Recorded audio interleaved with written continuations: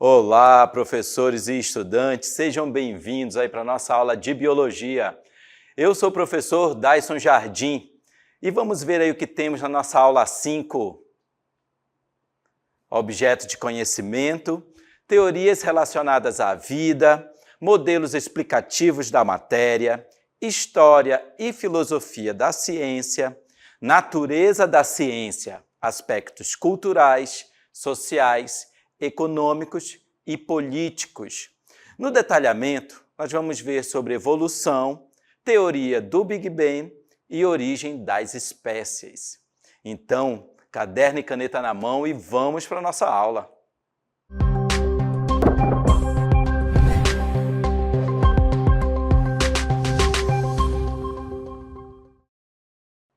Veja aí onde eu estou novamente, ó, aqui nesse ambiente, né, cósmico da Terra primitiva. E vamos ver aí como, né, que o Big Bang e a formação do universo influenciaram a origem da vida e a evolução das espécies. O que vocês acham aí sobre esse assunto?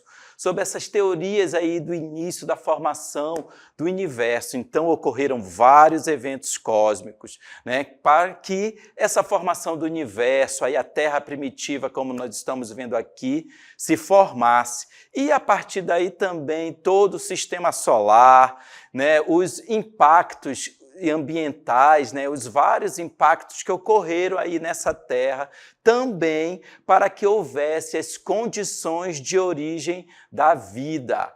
Então, nós já vamos iniciar aí com uma discussão aí com especialistas. Vejam, vamos agora falar com as professoras especialistas e eu vou iniciar com a professora Isolda, de Física. Como ocorreu a grande explosão chamada de Big Bang e a formação do universo? Conte para nós. Muito bem, professor Dayson. Falar sobre a teoria do Big Bang, que é muito conhecida e também aceita por muitos cientistas. E esta grande explosão nada mais é do que uma expansão. E ela ocorreu, aliás, principalmente há 13,8 bilhões de anos. E a partir daí começaram com essa expansão. Quando tivemos aí a expansão da temperatura, ficaram muito quentes, outras começaram a ficar frias, e isso teve esse nome, o Big Bang, uma grande teoria conhecida como a grande explosão. Mas agora os cientistas estão dizendo que não é chamada uma grande explosão, mas sim uma grande expansão, que começaram aí, vieram os elementos químicos, a teoria dos planetas, todos esses graças a essa grande descoberta, a teoria do Big Bang. Muito obrigada, professor Dayson. Vamos agora continuar aí sobre química, né? E professora Yara, me explica um pouco como eram as condições da Terra primitiva naquela época. Olá, Dayson, tudo bem? Pois é, vamos falar um pouquinho aí dessa Terra primitiva e como que seria essa composição química, né? Então, tenho certeza, né, que essa composição química da Terra primitiva é bem diferente do que nós conhecemos hoje. Por exemplo, a atmosfera daquela Terra primitiva lá, né, há 4,6 bilhões de anos aproximadamente, né, ela era rica em gases como o metano, como a amônia, o gás nitrogênio e também vapor de água. O oxigênio, por exemplo, era quase ausente ou então em baixíssimas concentrações. Então, esses gases estavam presentes ali nessa atmosfera primitiva. Outra coisa ali que influenciava, né, nessa atmosfera primitiva e nessa composição química da Terra primitiva eram as intensas atividades vulcânicas, né, que liberavam também gases na atmosfera, como é o caso do dióxido de carbono e do monóxido de carbono, além da presença do enxofre, né, a partir ali de óxidos ou de ácidos, tá? E A gente também pode falar da questão da radiação ultravioleta proveniente do Sol. Nesse momento, a Terra primitiva ainda não tinha camada de ozônio, né? Então essa radiação era bem intensa. Tudo isso, né, acabava interferindo ali, fazendo com que essas substâncias, esses compostos, reagissem entre si, formando novas substâncias orgânicas mais simples e depois mais complexas. Outra coisa que é importante falar também é que à medida que essa Terra primitiva, né, à medida que os anos iam passando, ela começou a se resfriar.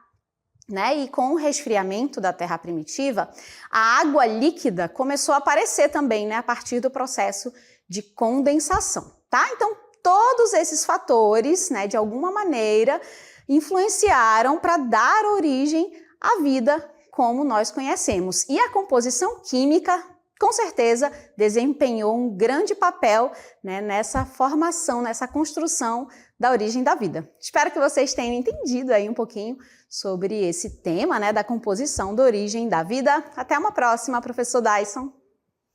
E agora nós vamos ver um pouco sobre a visão da geografia com a professora Juliana. Como a posição do planeta Terra no sistema solar influenciou tanto o clima quanto as alterações geológicas. Muito bem, professor Dyson. A posição do nosso planeta no sistema solar, ela é essencial para a manutenção da vida e também para esses processos de formação geológica, de clima, porque ele vai manter a água no seu estado líquido. Porque se a gente estivesse um pouquinho mais próximo ao Sol, a nossa água poderia evaporar. Se estivéssemos um pouquinho mais longe, a nossa água poderia congelar. Se analisarmos também o grau de inclinação do eixo terrestre, é ele que vai permitir a troca das estações do ano, fazendo com que isso influencie no clima global e também na distribuição dos nossos biomas. Isso porque o nosso planeta vai apresentar diferentes temperaturas e níveis de precipitação. E não é só em relação ao Sol, a gente pode analisar também em relação a outros planetas e a astros, como o caso da Lua. A Lua e o planeta Terra têm um campo gravitacional e isso acaba gerando as marés, o que vai influenciar diretamente na erosão costeira. E é dessa forma, professor Dyson, que a gente pode verificar que a posição do nosso planeta no sistema solar pode gerar diversas alterações climáticas e geológicas. Muito bem, obrigado aí, professora Risolda, professora Yara e professora Juliana, por trazer para nós aí toda essa visão, como foi ali a formação do planeta Terra e todas as alterações que ocorreram aí ao longo do tempo. Isso aí, e nós iniciamos aí essa conversa, né, com os especialistas falando sobre a teoria do Big Bang.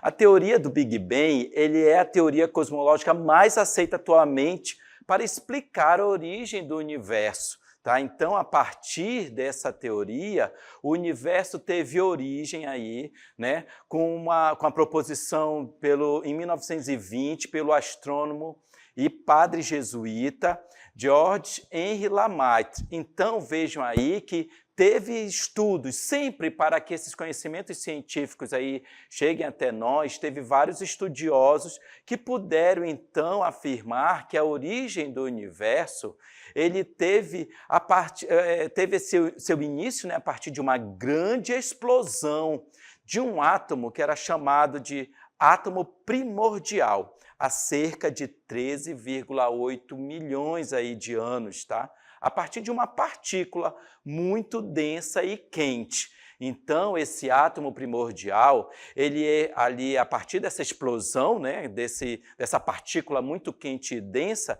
é que se expandiu de modo muito rápido, violento ali, espalhando energia e matérias por distâncias enormes e no intervalo de tempo muito pequeno, gente. Até podemos falar em fração de segundos. E foi a partir daí que teve a evolução da teoria do Big Bang, tá? Essa expansão, ela continua até hoje, o nosso universo continua em expansão, assim como pode ser observado pelo afastamento das galáxias, né? São estudos que continuam sendo realizados aí para que a gente possa ter esse conhecimento, Tá? Então, essa expansão aí do universo ela é observada através desse afastamento das galáxias em relação ao planeta Terra, que é explicado aí a partir da lei de Hubble. Né? Esta lei ela estabelece uma relação direta entre a distância de uma galáxia e a velocidade, né, com que ela se afasta do planeta Terra. Então, a partir disso, dessa lei aí, quanto mais distante, né, uma galáxia está, mais rápido ela se afasta, e o que sugere que o universo aí está nessa constante expansão. E aí que nós temos, né, neste planeta Terra aqui, olha, como nós estamos observando aqui, né, dá uma vista, né, do espaço, nós vamos começar agora a falar como que ocorreu a evolução dos seres vivos no planeta Terra.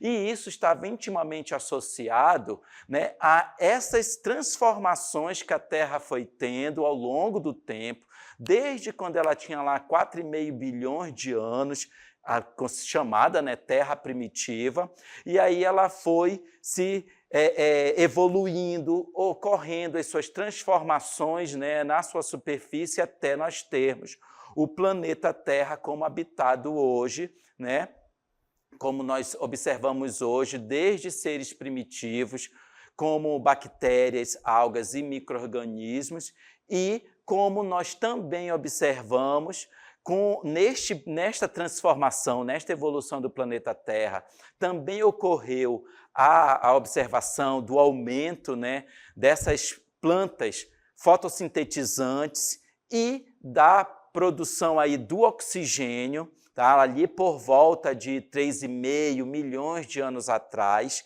e a presença do oxigênio nessa atmosfera, né, ali por volta de 2,4 mil milhões de anos, né, atrás, permitiu com que os seres vivos, né, pudessem então surgir, continuar evoluindo na superfície do planeta Terra. Tá? Então, a partir desse momento, nós já temos aí uma discussão sobre evolução dos seres vivos. Tá? Então, a evolução ela é o processo de adaptação das características dos seres vivos, às alterações do meio ambiente ao longo das gerações e ao longo do tempo. Então, desde lá a Terra, a partir desse momento que é da origem dos seres vivos, né, das teorias que comentaram, que explicaram a origem dos seres vivos, ao longo do tempo eles continuam esse processo de evolução a partir das gerações. Então, são milhões de espécies de seres vivendo nos mais variados ambientes que compõem, né, a biosfera. E aí, quero lembrar para vocês aqueles conceitos de todos os ambientes aquáticos que compõem a hidrosfera, todos os ambientes dos gases, né, na superfície da Terra compõem a atmosfera, todas as rochas e solos, né, compõem a litosfera, e em todos estes, onde há seres vivos, desde a mais profundeza dos oceanos até o mais alto aí dos picos, né, das montanhas, ali está a biosfera.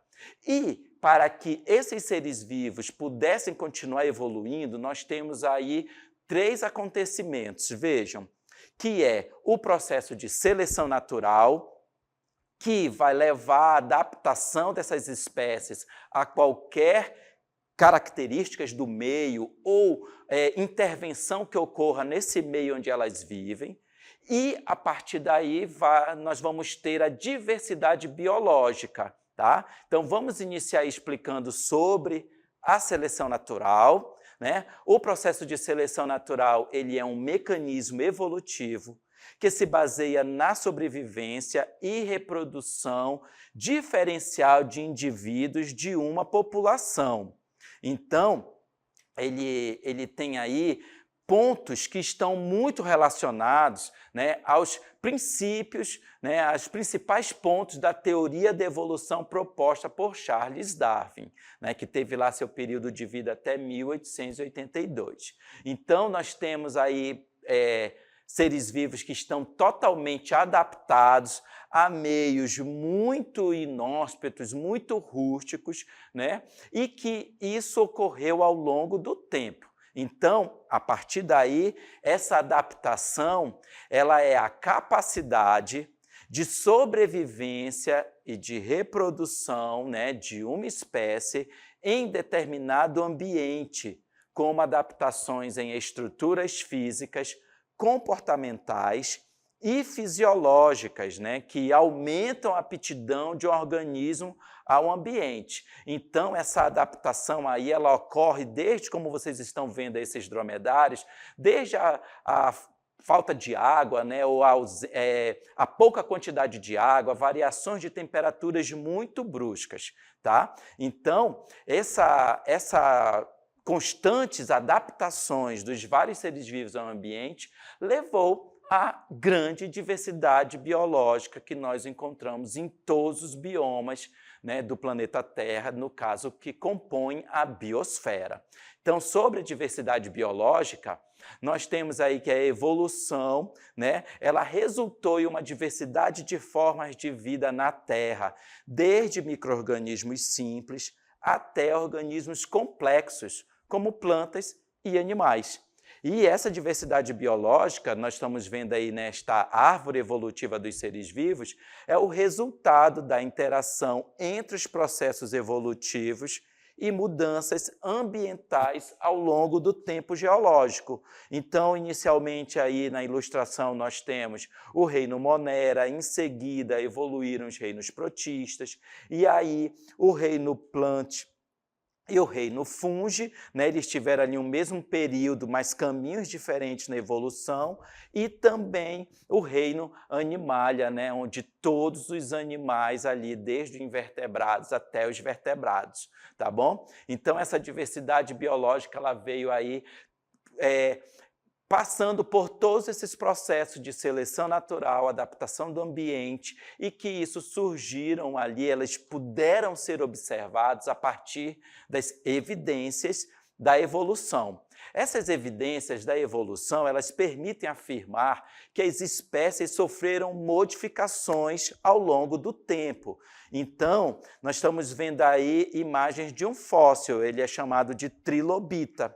E essas adaptações, né, evidências, além dos fósseis, também incluem homologias, que são estruturas de animais diferentes que possuem funções parecidas, tá? Estruturas vestigiais que são encontradas ao longo de vários seres vivos na evolução, até também estudos moleculares e celulares que podem comprovar esses ancestrais comuns, tá? E assim, nós temos, a partir dessas evidências da evolução, nós temos várias teorias que explicaram essa evolução. E nós vamos ver aí sobre o lamarquismo, né, o darwinismo e o neodarwinismo. Vamos iniciar aí pela primeira, que nós estamos vendo nesse mapa mental, o lamarquismo.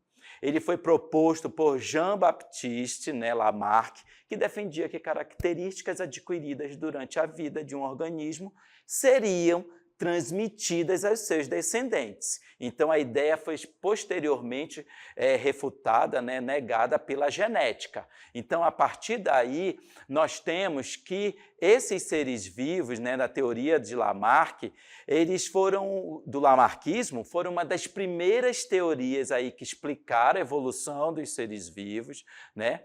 E, assim, nós temos, como nós podemos ver aí na ilustração, olha, né, proposta por Jean-Baptiste Lamarck, em que ele tinha ali os exemplos das girafas. Vamos ver aí.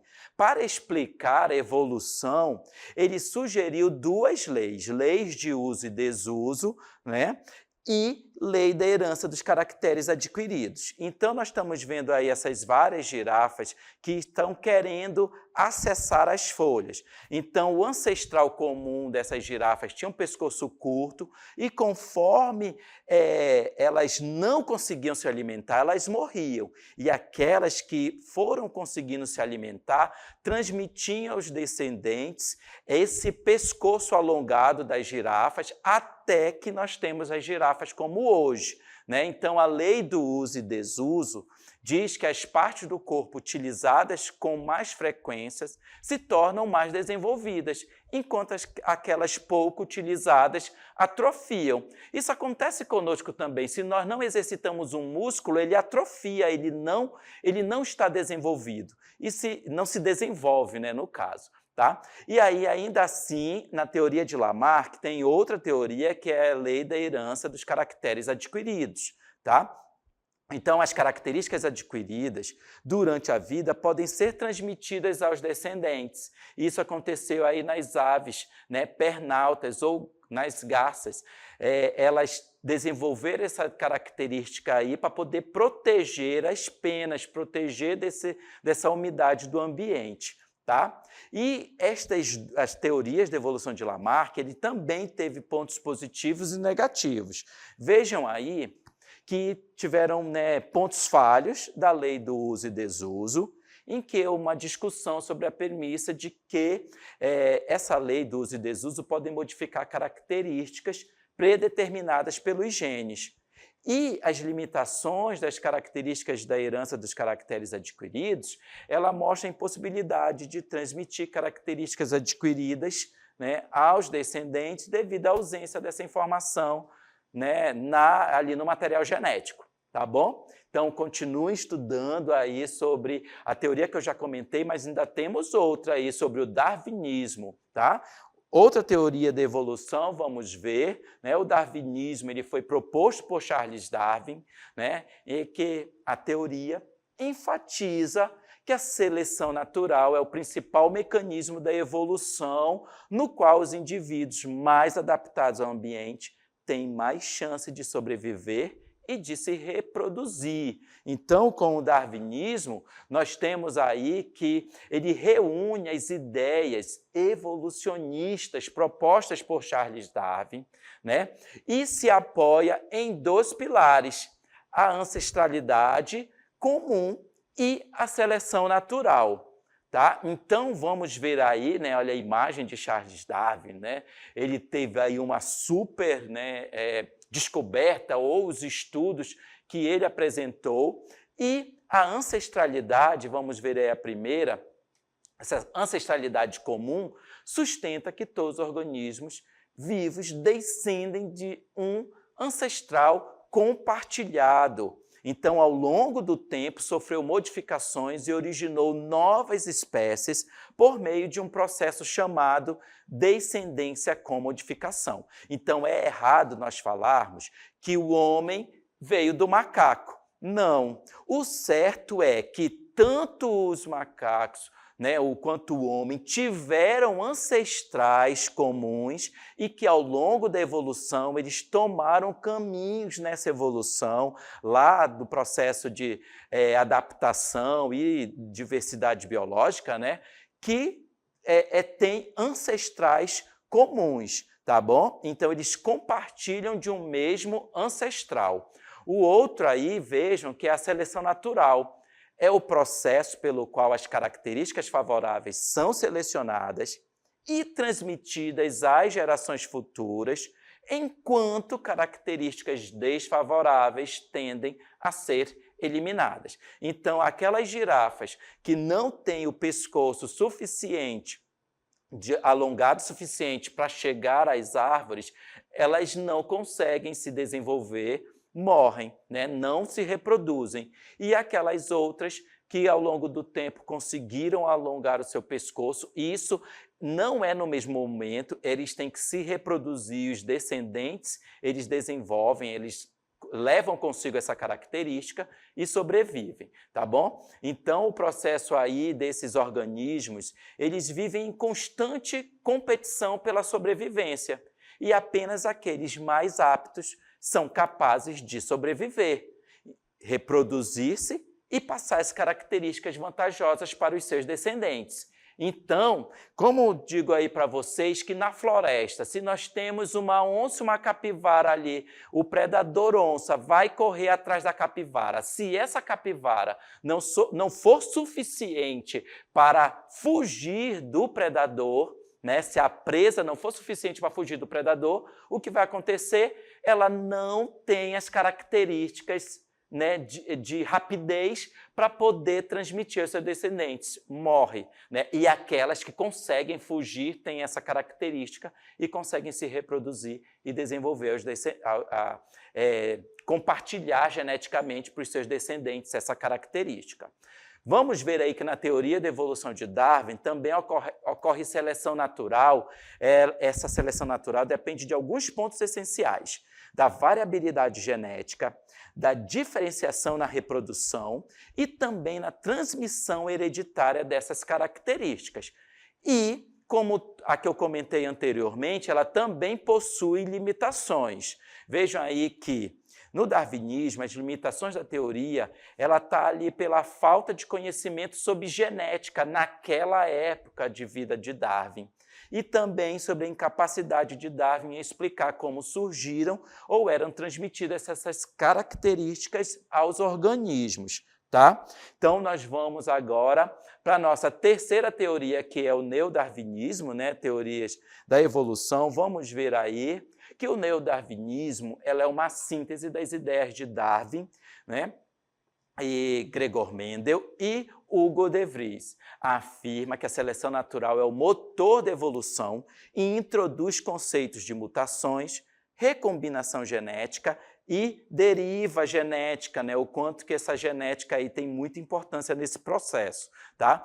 A teoria do neodarwinismo, também chamada de teoria sintética da evolução, ela é atualmente a teoria predominante e mais aceita na comunidade científica, porque com o avanço do microscópio, dos microscópios eletrônicos, dos vários testes, né, genéticos ou técnicas genéticas, eles conseguiram ir lá no DNA e obtiveram vários conhecimentos a respeito. Vejam que a incorporação, né, o neodarwinismo, eles incorporaram o conhecimento genético e a biologia molecular para explicar melhor os mecanismos evolutivos lançados por Darwin.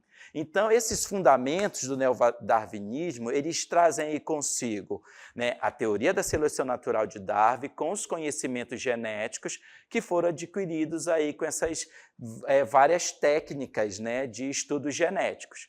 E aí nós tivemos aí a incorporação do conhecimento da mutação e da recombinação genética para poder explicar a variabilidade. E aí nós temos a seleção natural atuando nesse ambiente, nesses seres vivos, adaptado melhor ao meio, e, assim, a adaptação. Essas aplicações do neodarwinismo, eles são muito utilizados nas áreas de medicina, agricultura e conservação, e destacam sua importância na compreensão e manejo das populações, né, e espécies. E assim, até hoje, nós temos fatos que continuam acontecendo aí no ambiente. Então, vamos ver aí o caso da mariposa Biston betulária, né? Ela é baseada em fatos reais. Então, vamos ver aí que no antes e depois da Revolução Industrial, como é que aconteceu lá na Inglaterra, né, na cidade de Manchester, sobre essa mariposa. Vejam aí. Um exemplo clássico de adaptação ao ambiente é o que ocorreu entre as mariposas da espécie Biston betulária na cidade de Manchester, Inglaterra. É frequentemente citado como um caso emblemático de seleção natural e ilustra de forma científica como a poluição industrial pode influenciar a evolução das espécies. Em meados do século XIX, antes da Revolução Industrial, a maioria das mariposas Biston betulária na região de Manchester apresentava coloração clara, o que as ajudava a se camuflar em troncos de árvores cobertos por líquens claros, de difícil visualização por parte dos pássaros e insetívoros. No entanto, com a industrialização e a poluição resultante, as árvores escureceram devido à fuligem e à poluição, tornando a coloração clara das mariposas uma desvantagem em relação aos predadores como pássaros. Como resultado, houve uma mudança na frequência dos fenótipos da população de mariposas. Indivíduos com coloração escura que antes eram menos comuns devido à seleção natural, tornaram-se mais predominantes, pois estavam melhor camuflados contra os troncos escurecidos pelas emissões industriais. Este exemplo destaca a rápida adaptação das populações à mudança ambiental induzida pelo homem e é frequentemente citado como evidência convincente do processo de seleção natural descrito por Charles Darwin. Além disso, ressalta a importância da conservação ambiental e do controle da poluição para a preservação da biodiversidade e a manutenção dos ecossistemas saudáveis. É isso aí, vocês viram aí que as duas características de mariposas eles existiam, mas conforme, né, aquela poluição ocorreu no ambiente, umas passaram a ser mais predadas, né, pelos pássaros que outras. E acontece até hoje com os seres vivos, tá? Essas características aí levadas pelas alterações ambientais, e é por isso que, inclusive, nós podemos ter espécies que estão indo à extinção por causa dessas alterações ambientais. Então, essa foi a nossa aula de hoje.